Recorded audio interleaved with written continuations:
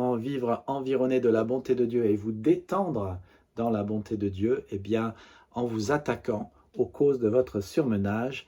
Nous sommes en train de voir 5 causes profondes de notre surmenage. Et nous avons vu que la première, eh bien, c'est de confondre notre identité avec notre travail et notre valeur. La deuxième, c'est le matérialisme. Et la troisième, c'est la convoitise. Et la convoitise qui trouve sa racine sur la comparaison avec les autres. Vouloir être comme les autres. J'essaye et j'espère et j'aimerais tellement avoir ce que les Dumont ont. Ils possèdent une voiture électrique. Ils ont une magnifique télé 64 pouces, ils ont de beaux fauteuils en cuir, ils ont un splendide appartement, leurs enfants font du foot, donc mes enfants doivent faire du foot, ils ont une belle télé, donc j'aimerais bien aussi avoir une belle télé. Ma copine au collège a un super portable, alors j'aimerais un super portable. Nous faisons les choses parce que les autres les font et nous commençons à aimer ce qu'ils aiment et nous aimerions bien ce qu'ils aiment. Salomon avait remarqué ce problème et il dit dans Ecclésiaste 4.4 « J'ai découvert que les humains peinent et s'appliquent dans le travail uniquement pour réussir mieux que leurs voisins. Rien de nouveau sous le soleil. Si les gens travaillent dur, c'est parce qu'ils envient les choses que leurs prochains ont. Et c'est la comparaison avec les autres qui les pousse à la convoitise. » Voici maintenant une quatrième raison, quatrième cause pour lesquelles les gens sont dans le surmenage et le taux de travail. Ils valorisent la réussite plutôt que les relations. Peut-être que c'est votre cas. Vous valorisez la réussite plutôt que les relations. Alors, les hommes sont plus enclins à le faire que les femmes, bien qu'il n'y a pas de généralité, mais ils aiment bien avoir des objectifs et les atteindre. Nous avons tous connu des gens autour de nous qui se sont détruits ou ont détruit leur mariage ou leur famille ou leur personne par trop de travail ou leur carrière, parce que c'était plus important que les gens de leur vie. Et quand les objectifs sont plus importants que les gens, alors nous patinons sur une fine couche de glace qui ne manque pas de se briser.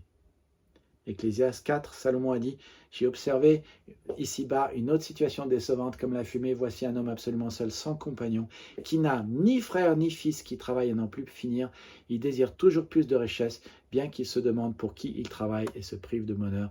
Voilà encore de la fumée sans lendemain, une mauvaise façon d'occuper sa vie. » Quand je procède à un inversement de valeur, et quand je dis que le travail est plus important que mes relations, et que les personnes que Dieu m'a données dans ma vie, je me mets à travailler à n'en plus finir, et par définition cela me fatigue parce que cela me fait travailler plus que ce que je devrais.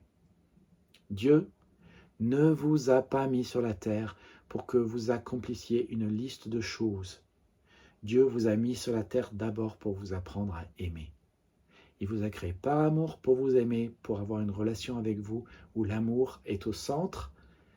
Lui, il vous aime, vous l'aimez en retour et vous aimez les autres. Dieu veut que vous l'aimiez lui, votre famille, votre église, votre prochain, même votre ennemi. Et ce qui compte, ce ne sont pas vos objectifs, mais les gens, les membres de l'église. C'est pour cela que dans notre église, nous mettons tellement l'accent dans l'église sur devenir membre.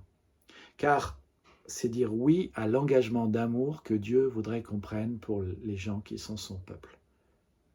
Et quand vous arrivez au ciel, Dieu ne va pas vous dire « Alors, parle-moi de tes objectifs. Les as-tu atteints ?» Non, non, non, non. Il vous dira « Parle-moi de tes relations. De ta relation avec ta femme, de ta relation avec ta sœur, de ta relation avec ton père. As-tu appris à me connaître? As-tu appris à aimer ta femme, ton fils? Parle-moi de ta relation avec eux. » Et si vous pensez que le travail est une fin en soi, vous travaillerez à n'en plus finir. Voici maintenant la cinquième raison, la cinquième cause de notre surmenage, de notre trop de travail et du fait que nous ne nous détendons pas. C'est l'insécurité, quand j'ai peur de ne pas avoir assez. Alors, histoire vraie, hein, quelqu'un dans mon entourage était convoqué à une table, à une soirée de milliardaires, et dit à l'un d'entre eux, « Combien pensez-vous avoir besoin de plus pour être en sécurité ?» Le gars le regarda droit dans les yeux et lui dit « 20 à 30 millions. » Mais l'autre homme, qui était un pasteur, savait très bien que s'il revenait l'année d'après, il reposait la même question, cet homme ne se souviendrait pas de la question et de la réponse qu'il a donnée. Et cet homme ne se souviendrait pas et redirait probablement « j'ai besoin de quelques dizaines de millions en plus pour être en sécurité ». Et en attendant, il continue de travailler. Ecclésiaste 6:7 nous dit « L'être humain travaille uniquement pour contenter ses désirs, mais il n'est jamais satisfait. » C'est si vrai pour tous les êtres humains. Qu'est-ce qui n'est pas clair à ce sujet? C'est tellement limpide, tellement franc, tellement honnête, tellement authentique. Nous savons tous que c'est vrai, nous savons tous que c'est la tendance qui est au fond de nous, et nous savons tous que c'est ce qui nous pousse toujours à trop travailler. Donc, fondez votre valeur sur votre travail vous fera trop travailler. Vouloir toujours plus de choses vous fera trop travailler. Vouloir être comme les autres et avoir les choses des autres vous fera trop travailler. Valoriser la réussite plutôt que les relations vous fera trop travailler. Et l'insécurité vous fera trop travailler. Alors, maintenant, comment ne pas tomber dans trop de travail? Comment vous reposer et vous détendre environné de la bonté de Dieu?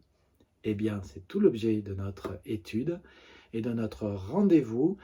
Je vous donne rendez-vous dans la prochaine vidéo. Que Dieu vous bénisse. Abonnez-vous, rejoignez-nous. Nous sommes une nouvelle église.fr à Torcy, une église qui se réunit à 16h, une église différente des autres.